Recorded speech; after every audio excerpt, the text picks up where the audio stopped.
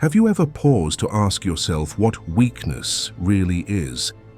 Is it truly just a harmless condition, something that deserves pity and indulgence?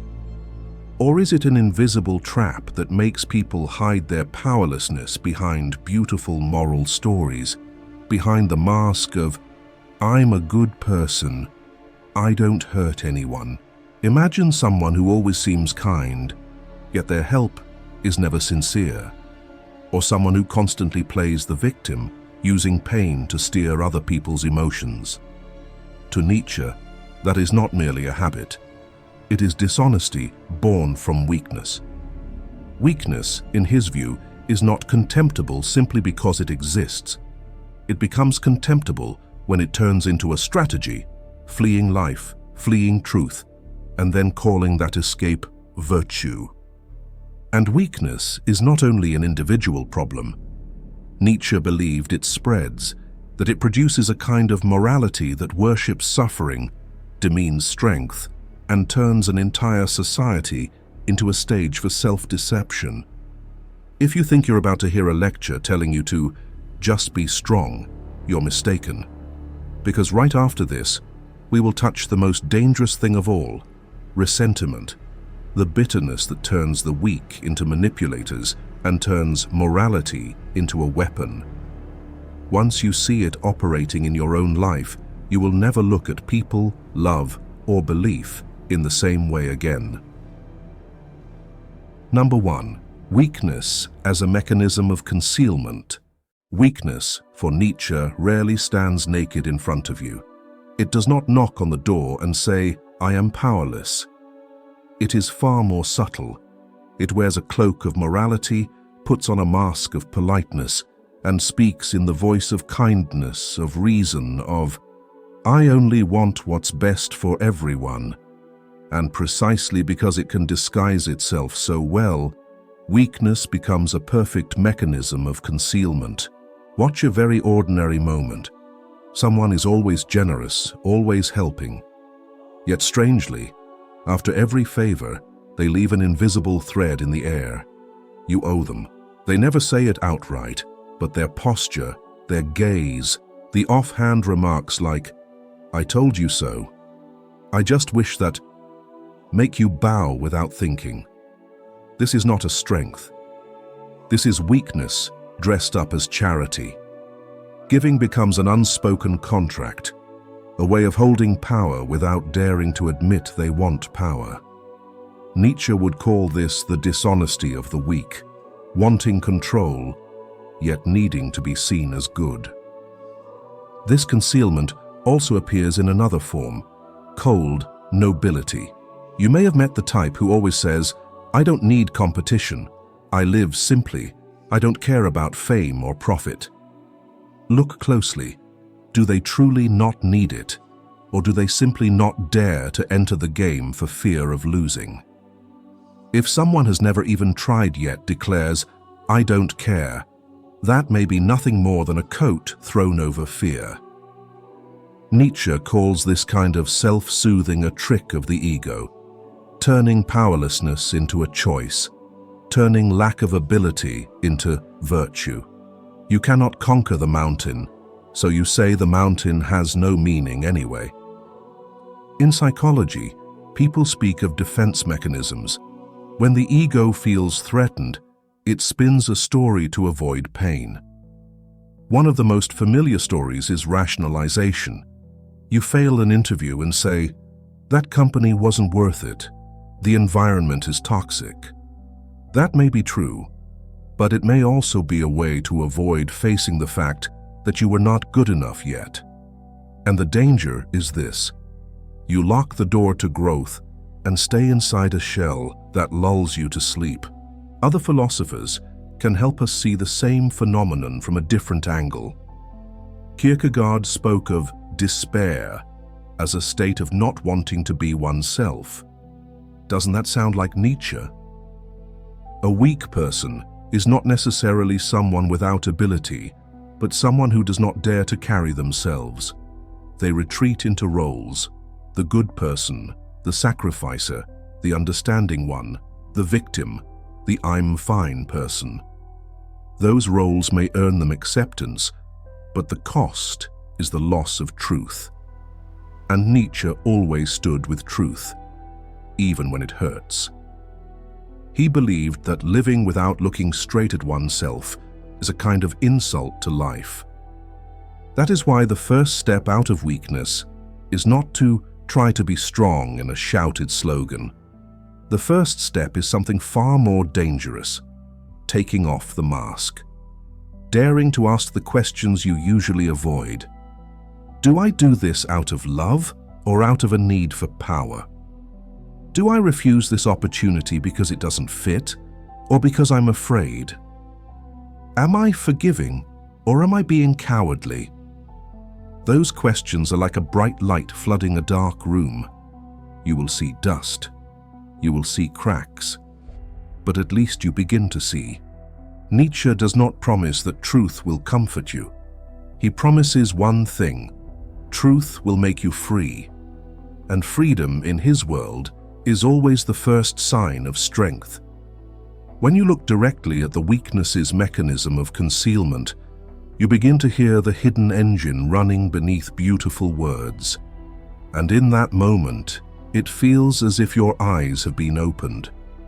The thing that has bound you all along was not the world, but the story you told to avoid facing yourself.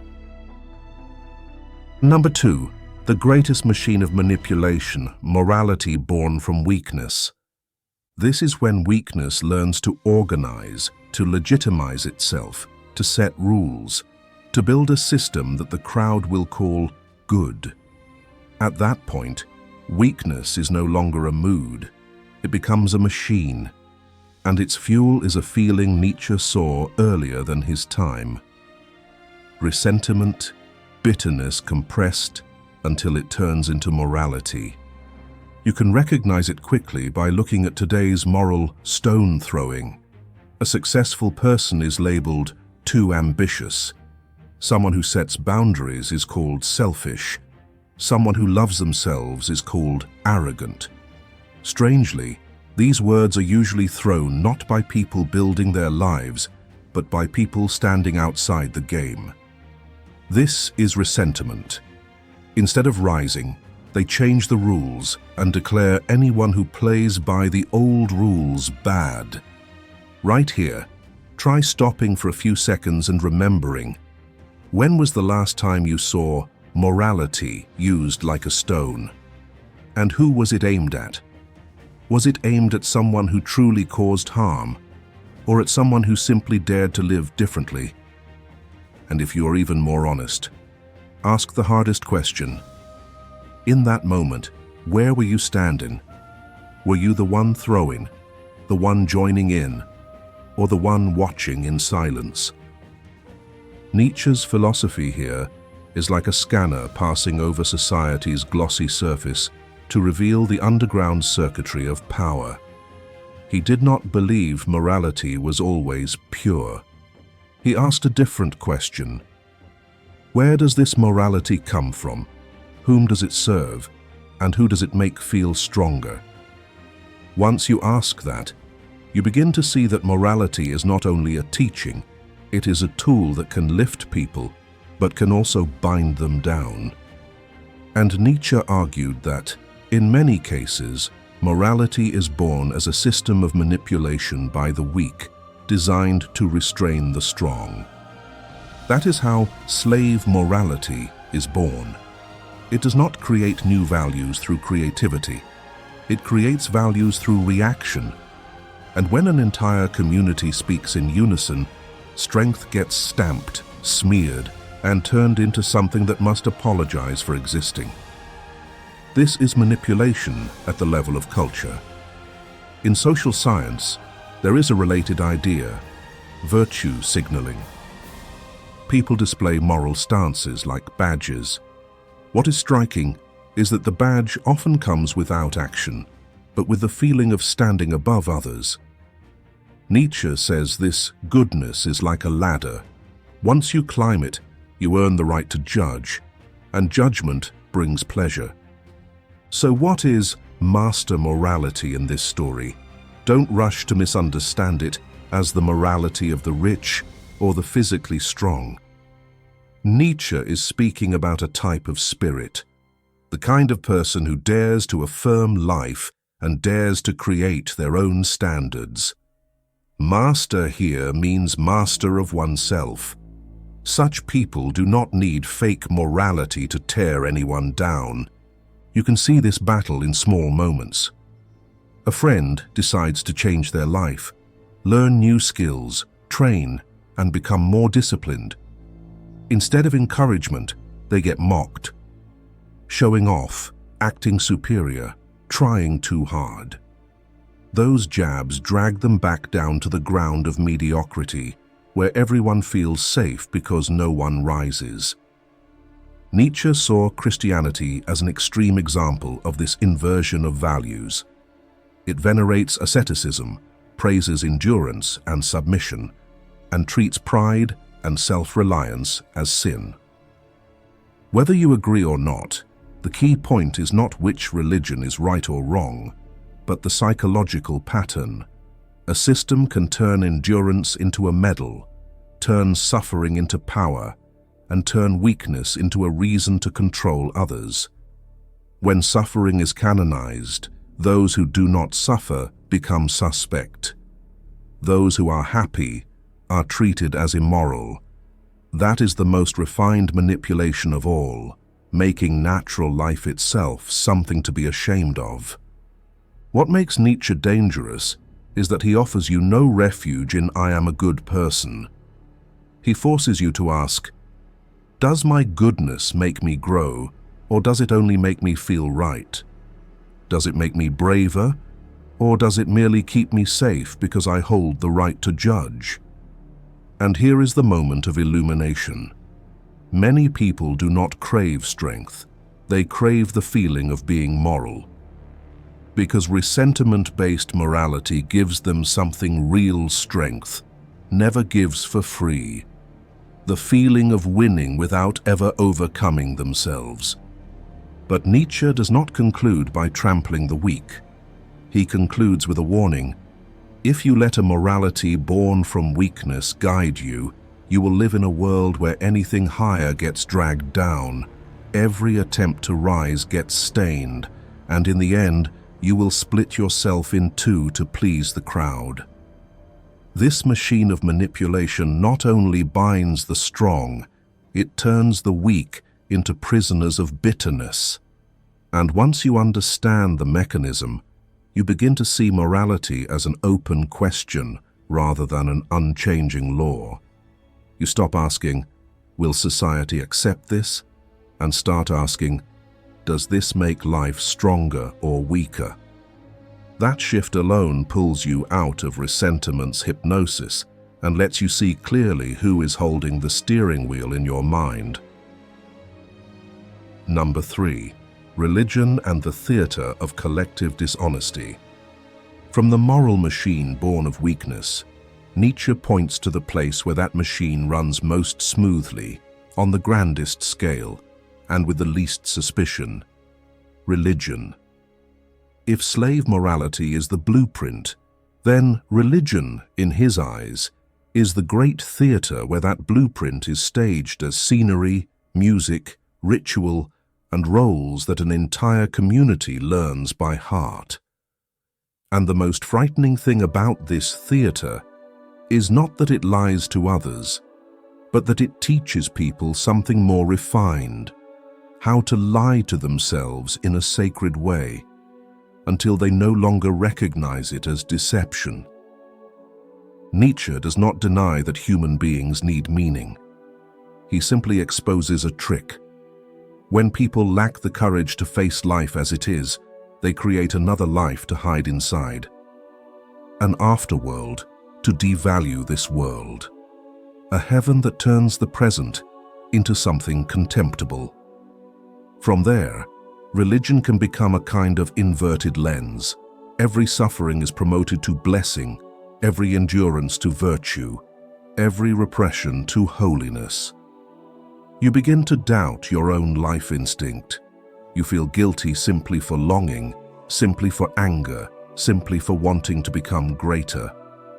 What is alive in you gets called temptation, while withdrawal gets called purity.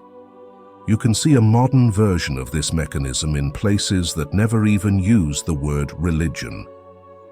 Some workplaces turn burnout into pride, sacrifice into a moral yardstick, and having no private life into dedication.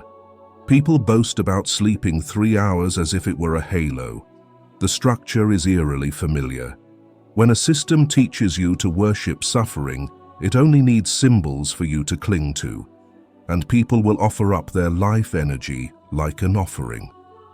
From a social science angle, Durkheim once called religion the glue that binds a community. Nietzsche does not deny that binding power, but he questions the cost. Is the binding built on submission or on growth?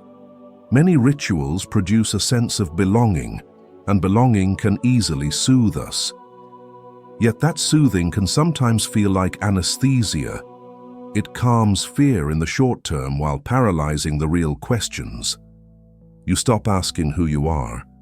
You only ask whether you fit. Right now, I want you to be honest with me for a moment. Have you ever held back a sentence, swallowed your anger, or hidden a dream simply because you were afraid of being judged as not good enough, not moral? If you have, that's okay. You are not the only one who has ever stood before that theater and unconsciously put on a mask to be accepted. But right now, I want you to look one layer deeper. Perhaps what is binding you is not fate at all, but guilt taught as a habit, making you police yourself day and night. If you see yourself in any of this, please leave a short comment. I'm wearing a mask, to name the truth. Freud called religion a kind of illusion that helps people endure helplessness. Nietzsche saw that too, but he was harsher. He argued that religion can turn helplessness into an ideal, then grant it moral authority to judge strength. That authority lies not in muscle or intellect, but in the power to define what is good, what is bad. When that power of definition is held by those who fear life, life is described as a trap to escape rather than a challenge to be conquered. But the most important point, if you don't want to misunderstand Nietzsche, is this. He does not attack people for being fragile. He attacks the choice to turn fragility into a sacred mask to avoid growing up. He does not tell you to become cold, and he does not tell you to become brutal. He asks one question that makes people shudder. When you call something faith, is it strength that helps you face life, or is it a VIP ticket that lets you hide from life and still be applauded? Number 4, the cost of the mask. What do you lose when you choose dishonesty? Nietzsche does not oppose the human need for safety, but he warns that a mask does not merely hide the truth. It quietly charges a fee, and that fee is often paid with your very future. Each time you choose dishonesty to avoid an uncomfortable truth, you sign an invisible contract with stagnation, because you have traded the chance to grow for a temporary sense of peace. The first cost of the mask is the growth being systematically blocked. A person matures only when they dare to look straight at their weaknesses, dare to name their fear accurately, and dare to answer it with action. But a person in a mask chooses to tape over a crack and then persuade themselves the wall has healed. When the wall looks fine, they lose the drive to repair it. And when the crack remains, they merely learn more refined ways to conceal it. The second cost of the mask is the collapse of trust in relationships, because dishonesty is not only speaking falsely, it is living out of sync. When you say one thing but your energy broadcasts another, the other person feels a persistent ambiguity, and that ambiguity keeps them from resting their heart in safety. When you must constantly protect an image, You also have to keep guessing reactions, and when you keep guessing reactions, you are no longer truly present. The philosopher Martin Buber distinguished between I-thou, where two people meet as living truths, and I-it, where people only exchange with an object. The mask makes relationships slide from I-thou to I-it, because the other person no longer meets you, but only the role you perform.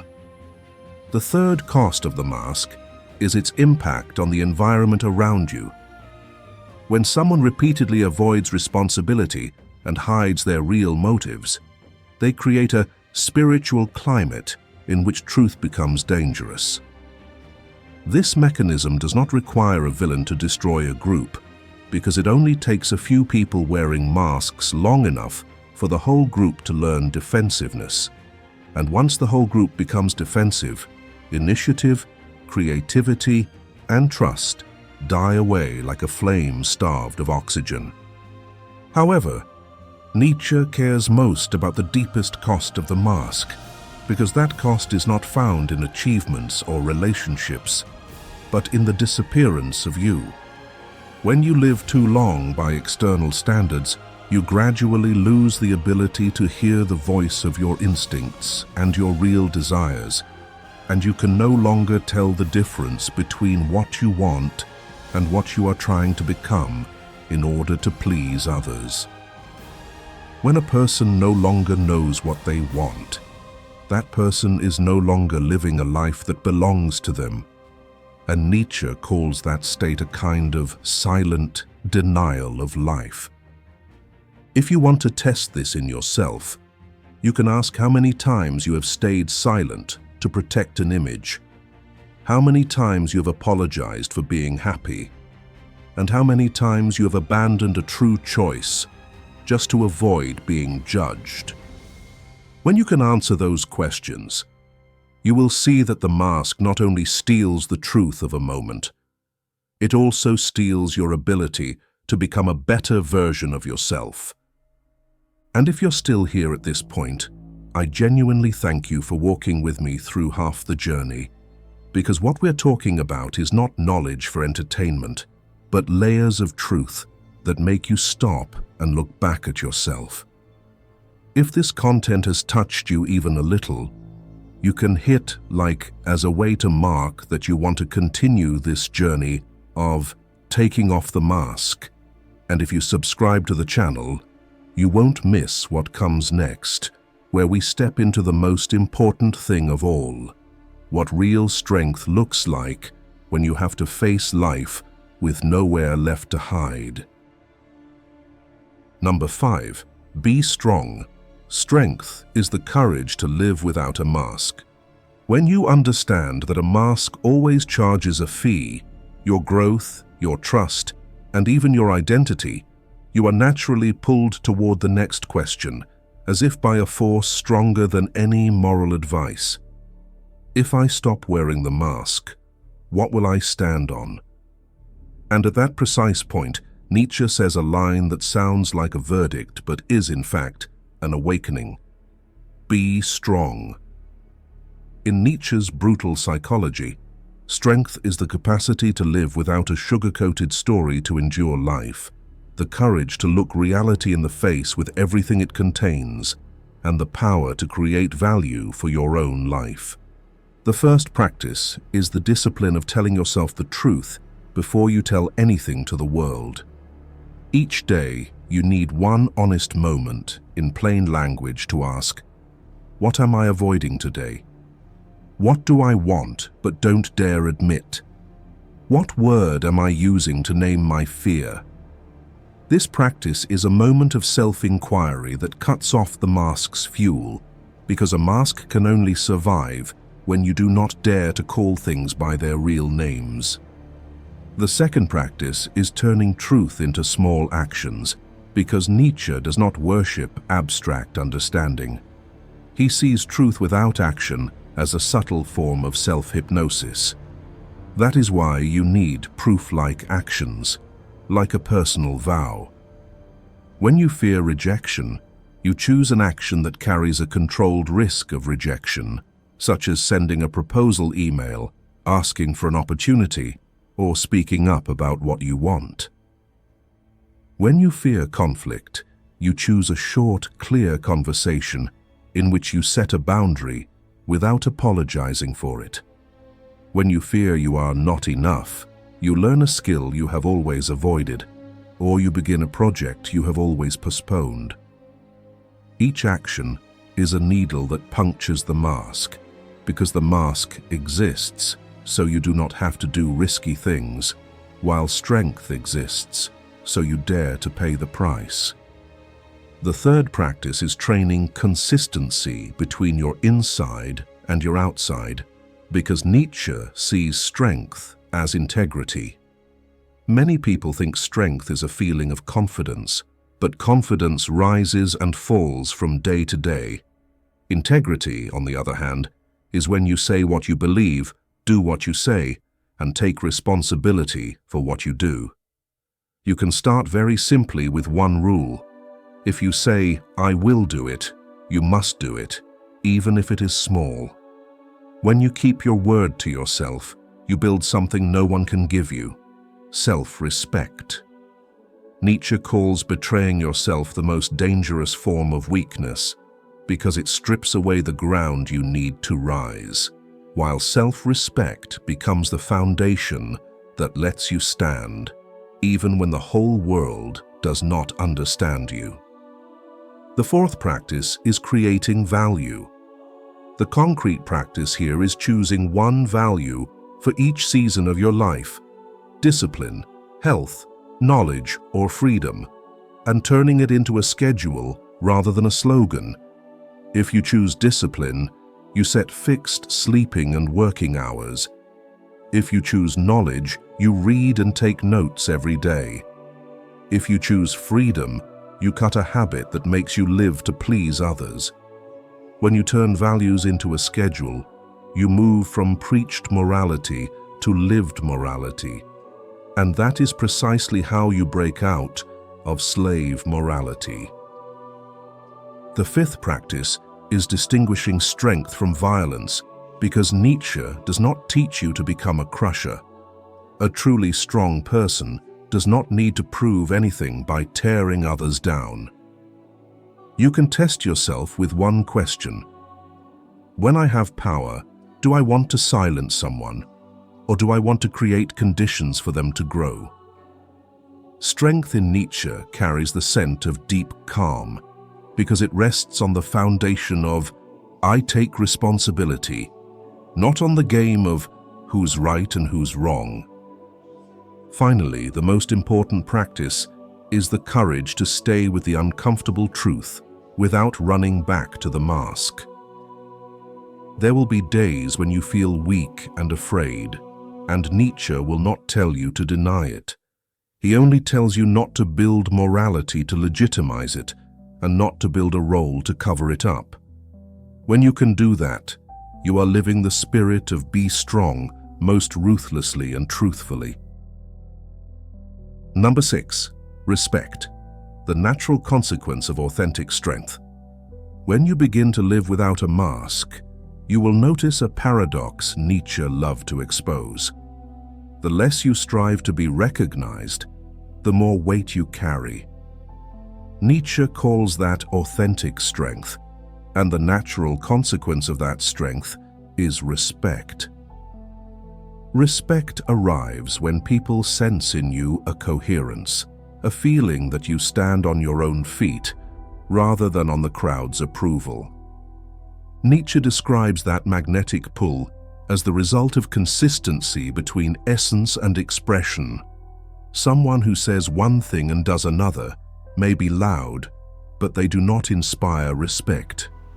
By contrast, someone who lives by what they choose, even when that choice does not please the majority, creates a kind of trust that is hard to explain.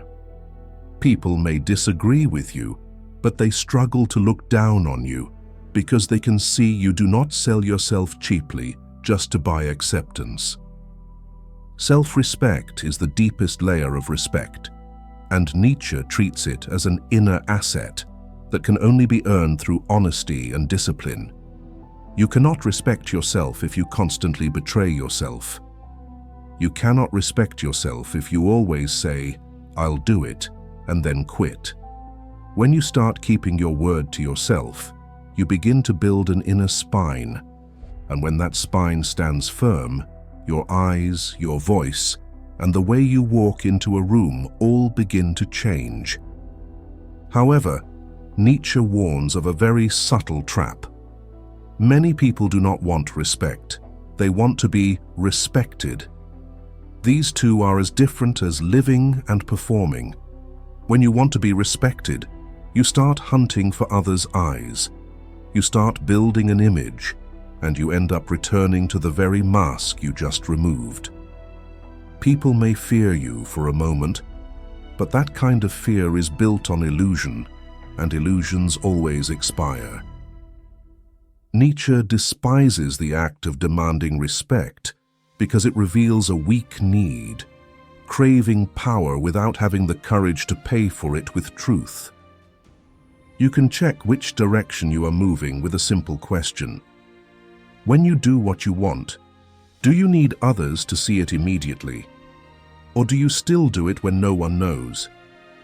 If you still do it when no one knows, you are building self-respect. If you only do it when someone is watching, you are building an image. The modern world makes this trap more dangerous because social media turns being seen into a kind of drug. And once you become addicted to being seen, you can easily confuse respect with attention. If you want an image to hold in your mind, think of respect arriving like a shadow. The more you chase the shadow, the farther it runs. And once you understand this, you stop trying to impress, and you begin to do something harder but more real, living in a way that does not make you despise yourself. Number 7. Amor, fati, the antidote to nihilism. From that foundation of respect, you will touch a deeper question, and a more dangerous one. If I no longer hide behind a mask, what will I do with the real pain of my life? Here, Nietzsche offers an answer that is not gentle at all, yet becomes the strongest antidote to nihilism. Amor fati, to love one's fate like a warrior signing their own battle and saying, "This is my life, and I accept it completely." Nihilism begins when you look at life and see it as meaningless, and then you fall into two familiar reflexes. Either you seek another world to escape into, or you do everything just to get through the day. Nietzsche sees this as a weakening of the spirit, because once you refuse life, you no longer have a reason to rise. Amor fati is the opposite answer. Instead of asking, "Why did this happen to me?" you ask, "Who is this forging me into?" Instead of seeing an event as a stain, you see it as material for creation. You do not deny the wound, but you also do not kneel before it. Practicing Amor fati begins with a very concrete move, changing the place of pain in the story of your life. When you lose a relationship, you can use that loss to conclude that love is an illusion and you become cold. Or you can use that loss to see clearly what you avoided, what you compromised, and what you must mature into so that next time you can love without losing yourself. When you fail at work, you can use it to conclude that I'm useless. Or you can use it to look straight at what skills are missing, what habits are bad, and what standards you need to raise. Nietzsche has an extremely powerful test to measure whether you truly love life. Suppose a demon comes and says you will have to live this very life again, every moment, every mistake, every injury, repeated forever. Would you curse it, or would you say, "Yes, I choose it again"? This is not a metaphysical puzzle for debate, but a psychological test. If you hear that question and feel panic, you will realize you are living a life you do not truly affirm. If you hear it and feel a spark inside, I will make it worth living, then you are entering the territory of strength. Nietzsche calls the affirmation of life. You can practice Amor fati in 3 short but sharp steps. Step 1. Name what is happening without painting it over, because loving fate is not the same as lying to yourself. Step 2. Ask, who is this asking me to become? Because fate always carries an assignment, and that assignment is often discipline, boundaries, courage, or self-respect. Step 3. Choose one small action to turn pain into force, because Amor fati does not live in grand emotion, but in movement. When you are exhausted, a small action might be sleeping on time and exercising. When you are tangled up, a small action might be cutting off a relationship that drains you. When you are afraid, a small action might be doing what must be done, even while your heart trembles. Each such action turns you from a victim of circumstances into the author of your response. And the moment you become the author, nihilism is pushed back. Nietzsche does not promise heaven. He offers you only one power, the power to say yes to life, even when life never asks your permission. When you can do that, you do not merely resist nihilism. You turn the very things that once tried to crush you into material for building a life with style, depth, and truth. Number 8. A social vision. Nietzsche is not speaking only about the individual. Nietzsche does not stop at healing each person. He also looks at the spiritual climate of an entire community and asks a sharp question. What kind of person is a society producing, and does that kind of person make life better? For him, society is not only laws and economics. Society is a machine that produces values, and those values determine whether people grow or wither. Nietzsche imagines a strong society as a forest, where each tree is allowed to grow into its own shape and naturally compete for light. A strong forest is not strong because every tree is the same, but because it has diversity and layers, tall trees casting shade, smaller trees rooting deep, and all of it together forms a living ecosystem. Nietzsche hates leveling, not because he despises ordinary people, but because he sees leveling as a silent slaughter of potential. When society turns standing out into a crime, the talented learn to hide, the bold learn to stay quiet, and eventually the whole community calls stagnation stability. However, Nietzsche does not advocate a cold society that simply lets people fall. The right way to help an individual is to create conditions for them to stand up, to give tools instead of crutches, to give responsibility instead of pity. You can see this in communities that self-organize during crises, like the Cajun Navy in the United States, which mobilized boats to rescue people during major floods, notably Hurricane Harvey in 2017, or neighborhood mutual aid networks like Mutual Aid NYC during COVID-19, which divided tasks, pooled resources, and distributed essentials on the spot. They do not sit waiting for a miracle from outside. They share work, share skills, share resources, and rebuild from the ground up. That solidarity carries the scent of collective self-respect because it says, we can do this. Nietzsche calls that true social strength, a bond built not on shared pain, but on shared capacity. Another crucial part of Nietzsche's vision is that culture must learn to honor excellence without turning it into oppression. When a society knows only how to punish what rises higher, it produces collective resentment. When a society knows only how to worship the strong through raw power, it produces violence. Nietzsche wants another path, honoring the strong in the sense of creating, in the sense of leading. The truly strong create new values, open new knowledge, new art, new ways of living, and pull the whole community upward through inspiration. When society recognizes this kind of strength, it stops confusing aggression with greatness, and it begins to make space for people who dare to become a higher version of themselves. In the end, Nietzsche wants society to be a place where people learn to affirm life, not a place where people learn to escape it. Amor fati at the personal level is loving your fate.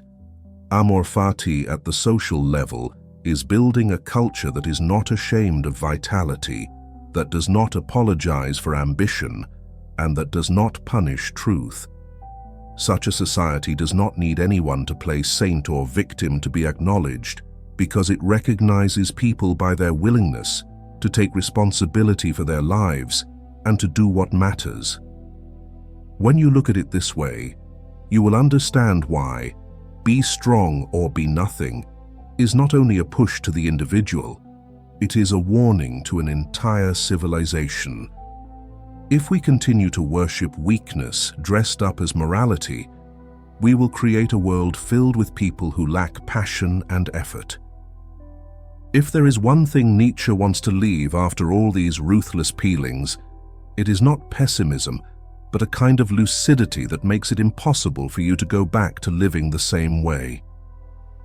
Because once you have seen the mechanism of the mask, you begin to hear the misalignment in beautiful words, and you begin to realize that what exhausts you is not only life itself, but the strain of forcing yourself into an easily accepted version. And when that truth touches you, it does not break you. It frees you from having to perform. Perhaps from today, you will no longer treat strength as a pose to prove, but as a quiet choice. The choice to stand with this life. The choice not to hide inside sugar-coated stories. The choice not to turn pain into an identity. And the choice not to replace real with right. You will feel yourself begin to live more slowly, but more deeply. You will care less about winning in other people's eyes and begin to care about winning the most important battle of all, the battle of not betraying yourself.